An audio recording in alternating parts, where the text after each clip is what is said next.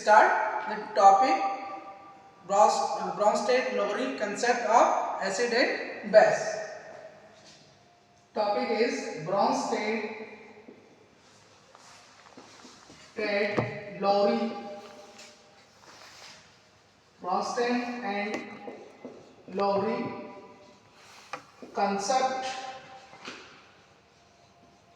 of acid and base. According to Bronsted and Lowry concept of acid base, acid is a proton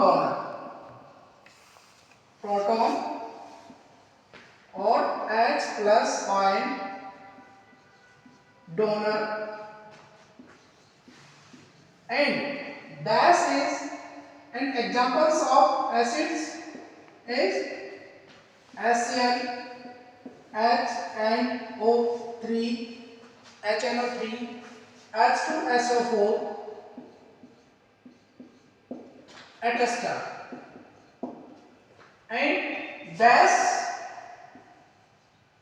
according to Bronsted-Lowry concept, is proton acceptor.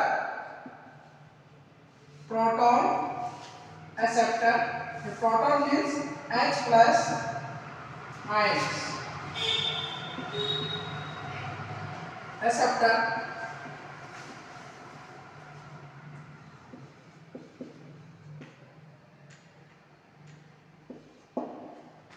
यहाँ पर हम देखेंगे कि acid क्या है।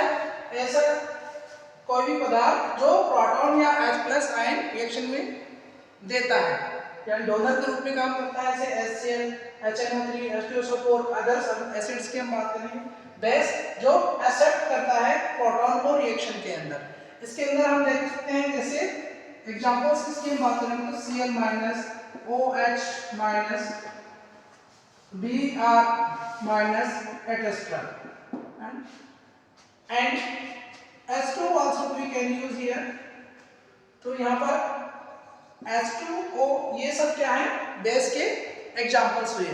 अब हम बात करते हैं कि एसिड और बेस रिएक्शन करते हैं तो क्या बनता है अकॉर्डिंग टू ब्रॉन्स्टेड-लॉरी कंसेप्ट, है ना। तो यहाँ पे एक हम देखते हैं, न्यू कंसेप्ट के साथ यहाँ पे हम देखेंगे कि जो नई कंसेप्ट है वो है conjugate acid and conjugate base. New topic is conjugate acid and base. When if acid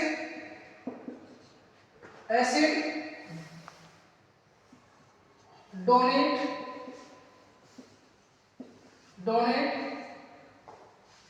proton and forms conjugate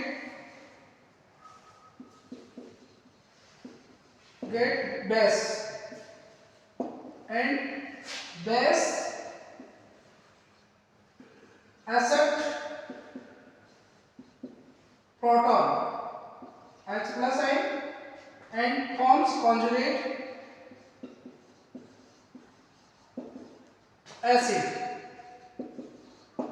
For example, HCl plus H2O. HCl reacts with H2O and forms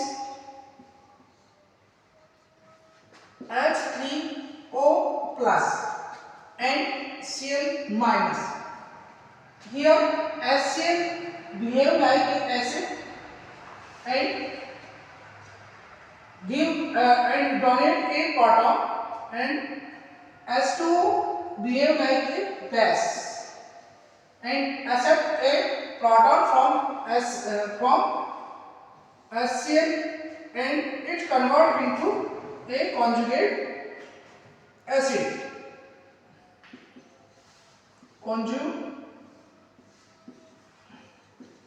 Conjugate acid, and HCl change into Cl minus after after donation a proton and forms conjugate base. यहाँ पर HCl जो है जल के साथ क्रिया करने पर एक हाइड्रोनियम आयन बनाता है जो कि एक कॉन्जुगेट एसिड है। और दूसरी हम बात करेंगे यहाँ पर जो Cl जो बच गया है वो कॉन्जुगेट बेस के रूप में यहाँ पर हमें प्राप्त होता है। इस तरह से यानी जो भी बेस है वो प्रोटॉन एक्सेप्ट करता है, रिसीव करता है और वो एक कॉन्जुगेट एसिड में बदल जाता है और जो एसिड है वो एक प्रोटॉन डोनेट करके कॉन्जुगेट बेस में बदल जाता है ना। इसको हम दूसरे एग्जांपल से भी समझ सकते हैं। Other examples,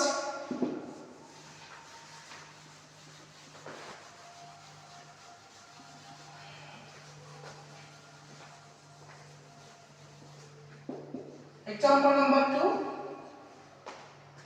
NH3 ammonia react with H2O and forms an ammonium ion plus OH minus यानी hydroxyl ions. Here ammonia behave like a base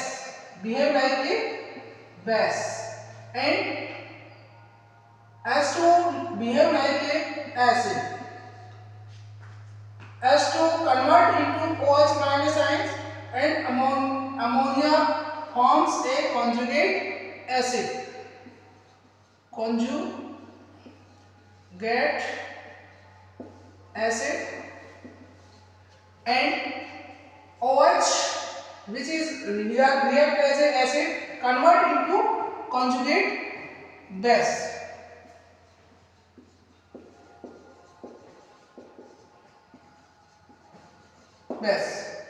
okay, तो यहाँ तक हमें समझ में आया कि कॉन्जुगेट बेस यानी H2 यहाँ पर जो कॉन्जुगेट एसिड का बनना और कॉन्जुगेट एसिड का कॉन्जुगेट एसिड में बदलना या बेस में बदलना डिपेंड करता है कि वो किससे रिएक्शन कर रहा है और वो H+ आयन दे रहा है या रिएक्शन में H+ आयन ग्रहण कर रहा है। तो इन दोनों ही बातों पर ये बात क्लियर हो जाती है। तो इस तरह से कॉन्जुगेट एसिड और कॉन्जुगेट बेस के अंदर कितने प्रोटॉन्स का अंतर होता है? ओनली 1H, ओनली एक प्रोटॉन का अंतर होता है। यानी कॉन्जुगेट एसिड और उसके कॉन्जुगेट कोई भी एसिड है उसका कॉन्जुगेट बेस बन रहा है या कोई बेस है उसका कोई कॉन्जुगेट एसिड बन रहा है, तो उन दोनों के बीच में कितने का अंतर होगा? ओनली 1H का अंतर होगा। ये हम आराम से रिएक्शन में भी देख सकते हैं, है ना। इसके बाद हम नेक्स्ट जो हमारा टॉपिक आता है strength of acid and base. कोई भी अम्ल है या क्षार है वो कितना शक्तिशाली होगा, इसकी हम बात कैसे करेंगे? तो हमारा नेक्स्ट जो टॉपिक आता है strength of acid and base.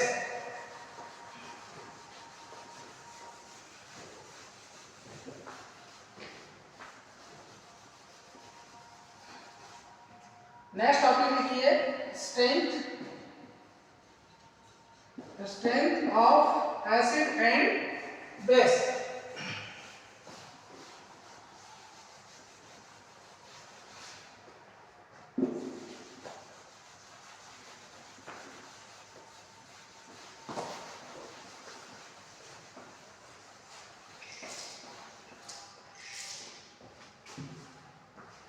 Strength of acid base is can be calculated by the dissociation constant of any acid or any base. Just as we use as an example here, as a acid react with H2O and forms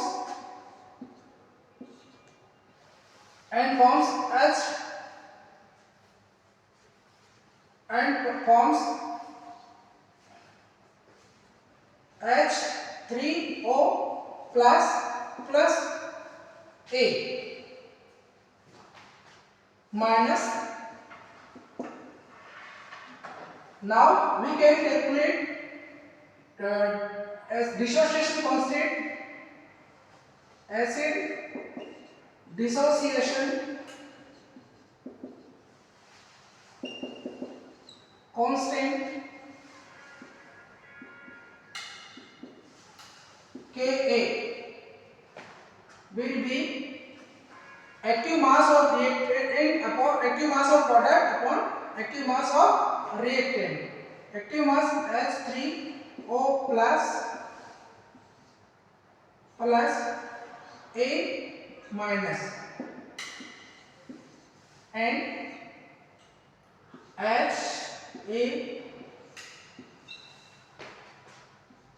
H2O. Here the capital bracket represents the active mass of the reactant or product molecules. Here we use H2O as a solvent. So active mass of H2O will be equals to 1. So we can rewrite the constant dissociation constant Ka as H3O plus capital bracket and A minus upon H A. Here the value of Ka, how strength or weak the acid or base. If Ka is higher, here we can see that if Ka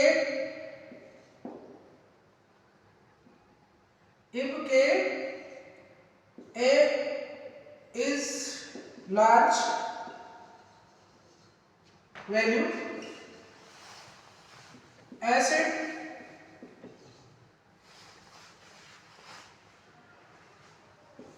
will be stronger acid, a stronger acid. It means Ka directly proportional to strength of acid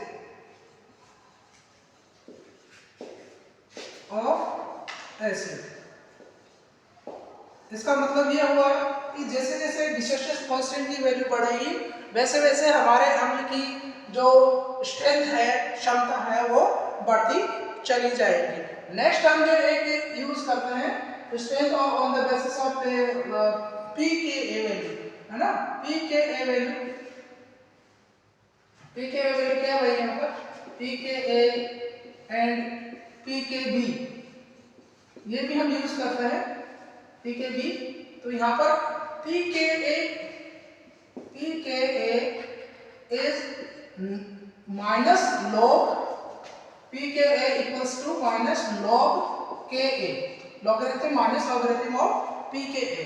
It means if हम देखेंगे यदि pKa का value ज्यादा है तो वो जो strength है ऑफ एसिड की वो कम हो जाएगी. यानी pKa inversely proportional to strength of acid. Okay, तो यहाँ पर हमारे ये दो पॉइंट बहुत ही इंपॉर्टेंट हो जाते हैं. इस तरह से हम देखेंगे, एक ये वाला और दूसरा ये वाला. तो यहाँ पर हम देखेंगे कि जैसे जैसे pKa वैल्यू यदि बढ़ती है तो उसकी स्ट्रेंथ वैल्यू है वो एसिड की स्ट्रेंथ है वो कम हो जाएगी. और यहाँ पर pKa बढ़ती है तो स्ट्रेंथ वैल्यू जो है स्ट्रेंथ जो है एसिड की है वो बढ़ जाएगी.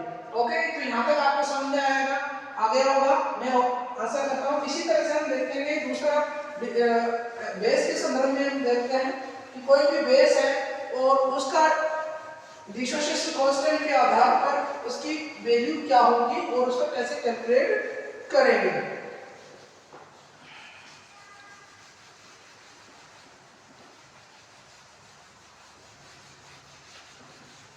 आप साथ के साथ इसको नोट डाउन करते रहिएगा. इसके बाद हम देखते हैं कि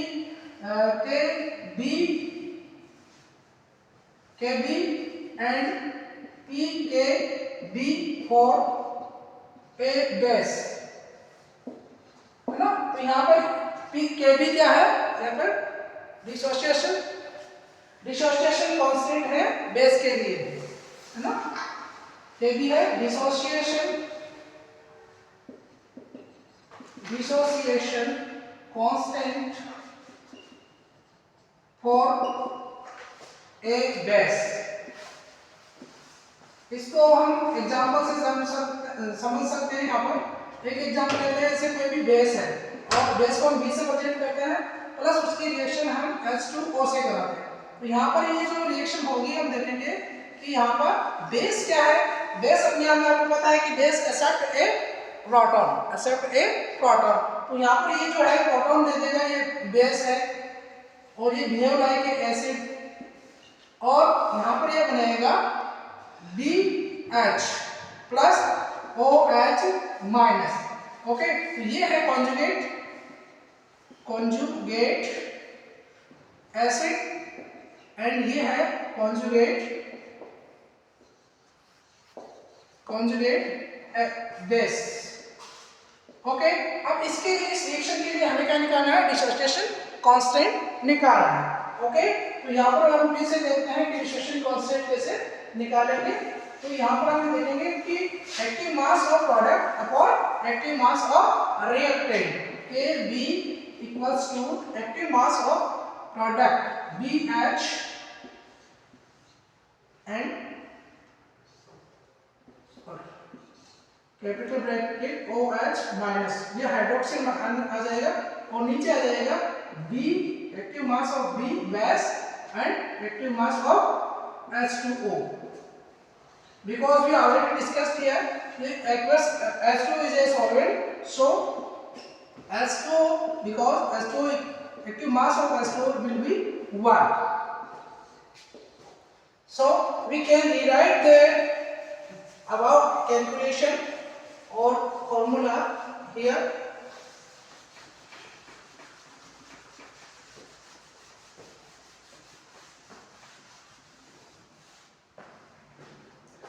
इसी को हम Kb को यहाँ से यहाँ लिख सकते हैं, Kb इक्वल्स टू हो जाएगा BH active mass of BH और active mass of OH minus ion upon B।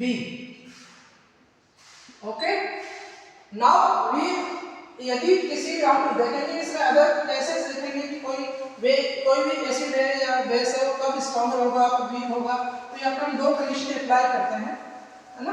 तो if number 1, if Ka larger the stronger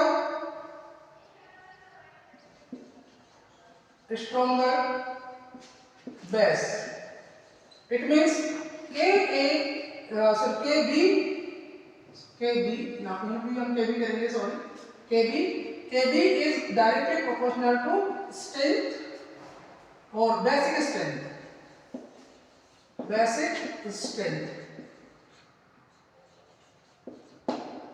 यानी जो क्षार की क्षमता है उससे Kb है, इसका डिसोसिएशन कांस्टेंट है, वो इसके समानुपाती है। होता है नहीं, Kb की जैसे जैसे वैल्यू बढ़ेगी वैसे वैसे क्षार की क्षमता भी बढ़ती चली जाएगी। ओके, यहाँ तक आपको सब कुछ समझ में आ गया होगा। अभी बात करते हैं इसके Pkb वैल्यू की। Pkb वैल्यू क्या है भाई? तो Pkb value is negative logarithm of Kb, negative logarithm of Kb। Okay, तो इस इक्वेशन को भी हमें ध्यान रखना है। इस इक्वेशन से हमें रिजल्ट निकलता है कि यदि Pk, यहाँ से हम देखेंगे कि Pkb value is inversely proportional to 1 upon Kb, inversely proportional, sorry Kb not Kb, basic strength। Okay, this formula is very important for two new decisions about the strength of base. देखिए, if Pkb value is high, Pkb value is high, then base weaker, the V का weak strength of a base. Okay, तो इसमें हम देखेंगे कि यदि P के value का मान ज्यादा है तो वो बेस उतना ही ज्यादा वीक होगा। Okay, thank you. अब इसका स्क्रीनशॉट ले लीजिए।